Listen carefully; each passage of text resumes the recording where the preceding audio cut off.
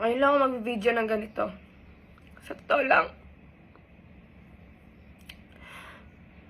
ilang araw na ako nanginginig. Di ako makakain.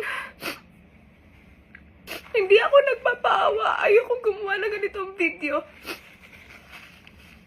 Kilala niyo ako. Hindi ako palagawa ng ganitong video. Pero for more than 10 years ng friendship, kung totoo tinetreasure mo ko, hindi mo ako sisiraan sa social media. Alam ko, sinasabi mo sa akin mahina ka, pero ni isang patak na luha, wala ako narinig nung tinapon mo yung 10 years ng friendship dahil sa lalaki na yan. Tinatry lang kita. Ito yung totoo. Umalis kayo ng bahay. Nagkaroon ako ng malaki stress. Nagkaroon ako ng alopecia. Hindi ko kayo makontak kasi gustong kayong tanggalin sa utak ko. Dahil nung umalis kayo, nawalan ako ng monetization.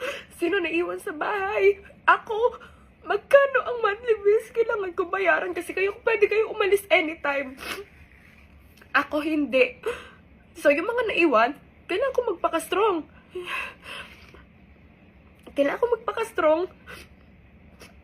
Para sa kanila.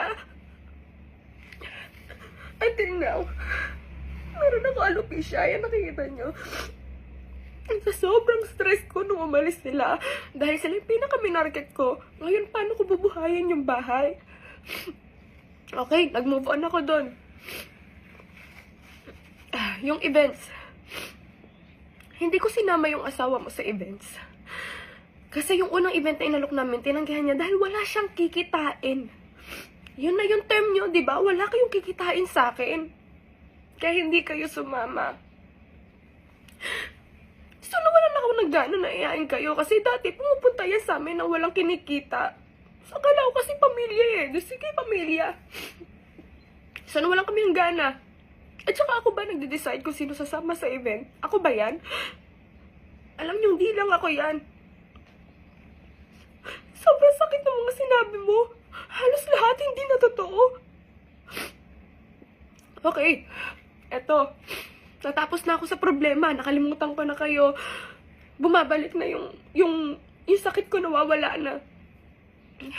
Pero bumabalik siya ulit. Hindi ko na kaya ginagawa niyo sa akin. Ngayon, nung gusto kitang i-message bago magpasko, may nalaman ako sa asawa mo. Naipit ako between sa sinasabi mo